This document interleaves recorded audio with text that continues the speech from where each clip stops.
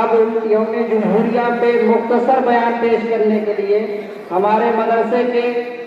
متعلم ہیں جناب مولوی شاہ محدث صاحب، میں ان کو آواز دے رہا ہوں کہ وہ تشریف لائیں مائک پر اور مختصر انداز میں، کیونکہ وقت بھی مختصر ہے اور بیان بھی مختصر ہونا ہے، آگے ہمیں اور کچھ پروگرام سننا ہے، اس لیے مختصر انداز میں ایک چھوٹی سی تقریر آپ لوگ سماعت فرمائیں اور اس کے بعد پروگرام کو آگے بڑھایا جائے۔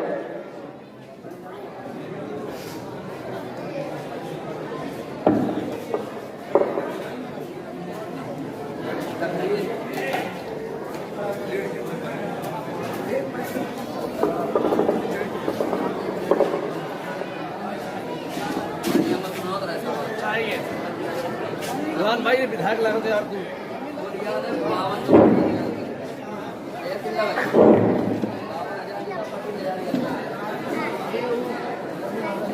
بسم اللہ الرحمن الرحیم، الحمد للہ رب العالمین والعاقبۃ للمتقین والصلاة والسلام علی محمد خاتم النبیین وعلى آلہ واصحابہ اجمعین، اما بعد۔ کھلتے چہروں پہ عجب نور نظر آتا ہے، کھلتے چہروں پہ عجب نور نظر آتا ہے، جس کو دیکھو وہی مسرور نظر آتا ہے۔ محبان وطن و دانشوران ملت، یوم جمہوریہ کی مناسبت سے منعقد اس نشاط انگیز تقریب میں اس ناچیز کو مدرسے کے ذمہ داروں کی جانب سے یوم جمہوریہ اور مسلمانان ہند کے موضوع پر تقریر کرنے کا حکم ملا ہے، جو میرے لیے اعزاز کی بات ہے کہ مختصر وقت میں تحریک جمہوریہ و جہاد حریت میں علماء اسلام اور مسلمانان ہند کے تاریخی کردار پر کچھ گفتگو کرنے کا موقع مل رہا ہے، اور اپنے اسلاف واقعات کی داستان، اولو العزمی بے مثال قربانی، ان کے تاریخ، ساز کردار، صبر استقامت کی سچی کہانی مسلمانوں کو سنانے کی سعادت حاصل ہو رہی ہے۔ جی ہاں، وہی علماء حق مجاہدین، سب شکن مردوں کا ارزار قائدین بیلوچ کے سرخ لہو کے پاکیزہ قطرات سے جہاد جمہوری کا آغاز ہوتا ہے، جن کے ذکر جمیل کے بغیر تحریک جمہوریہ ناقص اور نامکمل ہے، لیکن آزاد ہندوستان کی متعصب صحافت، فرقہ پرست قیادت نے ہندوستان کے حقیقی دیالوں، اصلی سکوتوں کو جان بوجھ کر نظر انداز کیا ہے، ان کے روشن کارناموں پر جانبداری اور تعصب کی سیاہی پھیرنے کی ناپاک کوشش کی ہے، اور اس سلسلہ عروج جاری ہے۔ بلکہ آج جبکہ میں آپ سے کلام ہوں، ہندوستان جنرل نشا پر ایسی پارٹی حکمراں ہے جس کے خمیر میں ہی مسلمانوں کی کردار کشی، علماء اسلام اور عربی مدارس سے بغض و عداوت اور حقائق سے انکار شامل ہے۔ مفکرین ملت بیضا تحریک جمہوریہ و جہاد حریت کا آغاز 1757 سے شروع ہو کر 1947 پر ختم ہوتا ہے۔ اس 200 سال میں ایک صدی تک آپ کو میدان جہاد میں اگر کوئی نظر آئے گا، میں چیلنج سے بات کرتا ہوں تو صرف اور صرف مسلمانوں نے ہند ہیں۔ جب انگریزوں نے کولکاتہ کی سرزمین پر قدم رکھا تھا تو بظاہر تاجر تھے، مگر ان کے دلوں میں ہندوستان پر قبضہ کرنے اور اس سونے کی چڑیا کو اپنے جال میں قید کرنے کی ہوش چھپی تھی، لہذا ایسٹ انڈیا کمپنی نے بہت جلد بنگال کی سرزمین پر قبضہ کرنا اور راجوں مہاراجوں اور نوابوں کو لڑا کر ان کی جاگیروں کو ہڑپنا شروع کر دیا تھا۔ ان کے خطرناک عزائم کو مرشد آباد کے غیور غدار نواب سراج الدولہ نے بہت جلد ڈھانپ لیا، پھر ان کے مقابلے میں آ گیا، وطن عزیز کو لٹوروں سے بچانے اور آبروئے ہند کی حفاظت اور باشندگان وطن کی عزت و حرمت کی نگہبانی کرتی تھی، لہذا کئی محاذوں پر چھوٹی چھوٹی لڑائیوں میں انگریزوں کو شکست سے دوچار کر دیا۔ آخرکار پلاسی کا میدان جہاد آزادی اور مسلمانوں کے حب الوطنی کا پہلا گواہ بن گیا۔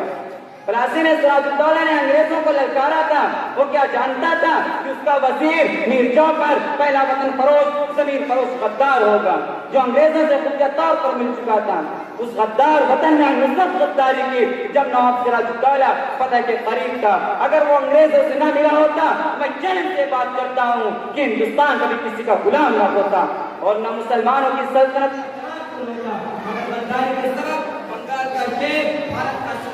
اور آزادی ہند کا پہلا ہیرو نواب سراج جان کلوز کرتا ہے۔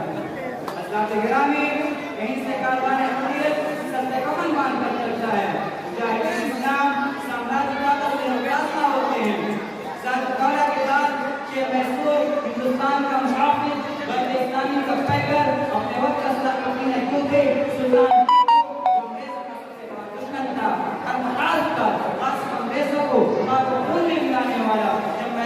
کرتا ہے تو انگریزوں کی روح کانپ جاتی ہے اور انگریز بھارت چھوڑنے کا فیصلہ کر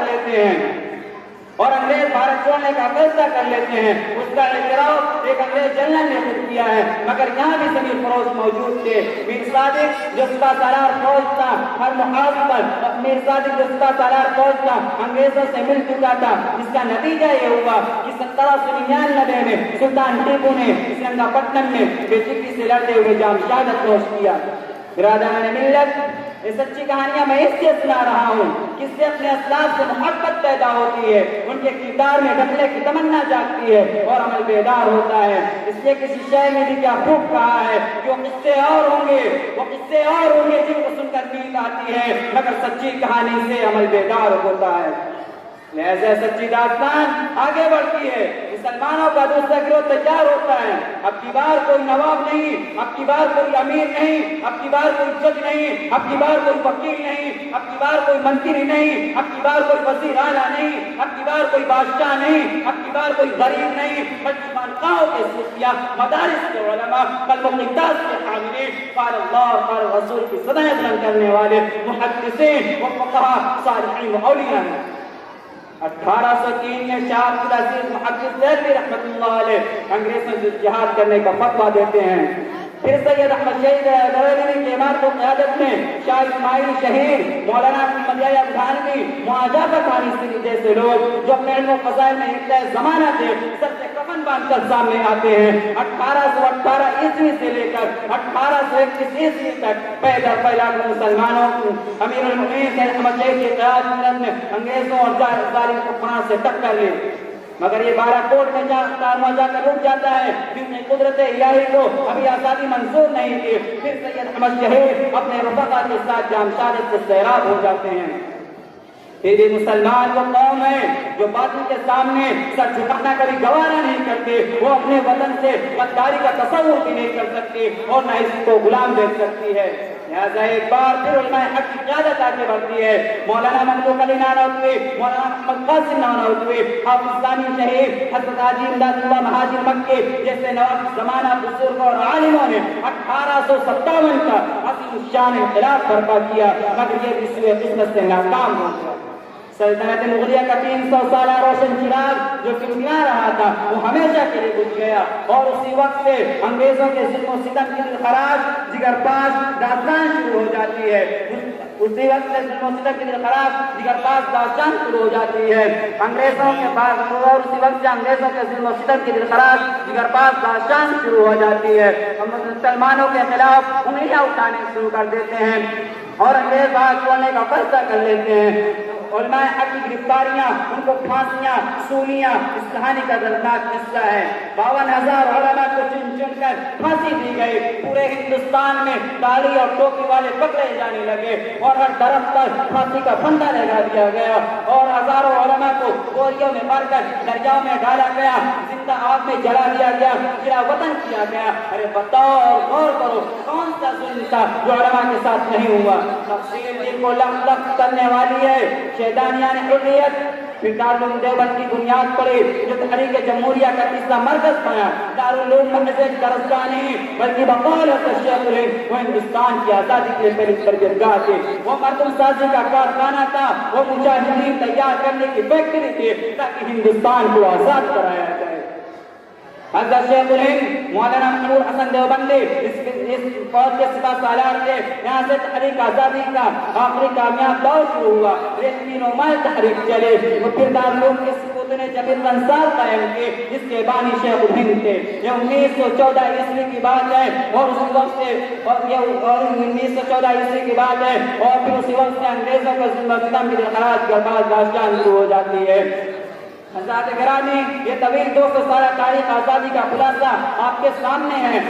اور میں سوال آپ سے کرتا ہوں کہ آپ نے مسلمانوں کو کیا ملا اور کیا مل رہا ہے؟ تو میں بھوپالی کا شعر ضرور پڑھوں گا کہ ہائے لوگوں کی کرم فرمانیاں، ہائے لوگوں کی کرم فرمانیاں، تہمت بدنامیاں رسوائیاں، یعنی دہشت گردی کی تہمت، بنیاد پرستی کی تہمت، غدار ہونے کا الزام، پھر تعصب و نفرت، جانبداری، حق پرستی، بے عزتی و اشجار انگیزی، اور اب تو یہ حال ہے کہ معمولی سرکچار سیاسی لیڈر اپنی سستی شہرت کے لیے مسلمانوں کے خلاف زہر اگلتے ہیں، میڈیا پر چھا جاتے ہیں اور بڑوں کی قطار میں شامل ہو کر ملک کو لوٹتے ہیں، اور جب مشہور ہونے بڑا لیڈر بننے کا آسان نسخہ ہے کہ مسلمانوں کے خلاف زہر اگلو، گاؤں کشی کا الزام لگا کر مارو اور پیٹو اور قتل کرو، دہشت گردی کے نام پر مسلم نوجوانوں کو گرفتار کرو، مدارس کے خلاف بکواس کرو، علماء کے خلاف بکواس کرو، حفاظ کرام کے خلاف بکواس کرو، معصوم بچیوں کے خلاف بکواس کرو، نوجوان بہنوں کے خلاف بکواس کرو، یہ سب ہو رہا ہے۔ جدید تاریخ آزادی میں آپ کو مسلم مجاہدین و قائدین کا کہیں کوئی نام و نشان نہیں ملے گا۔ اس تعصب و نفرت نے مجھے شعر کہنے پر بہت مجبور کیا ہے، اور میں اس کو ضرور اظہار کروں گا کہ میرے لہو کے دھار سے وطن کی بیڑیاں کٹے، مگر کتاب حریت میں میری بھی داستان نہیں، ورق الٹ چکا، تلاش میں کمی نہ کی، پھر بھی میرے لہو کے رنگ کا کوئی نام و نشان نہیں۔ میں ان چند باتوں پر اپنی تقریر کو بھی ختم کرتا ہوں۔ وآخر دعوانا الحمدللہ رب العالمین۔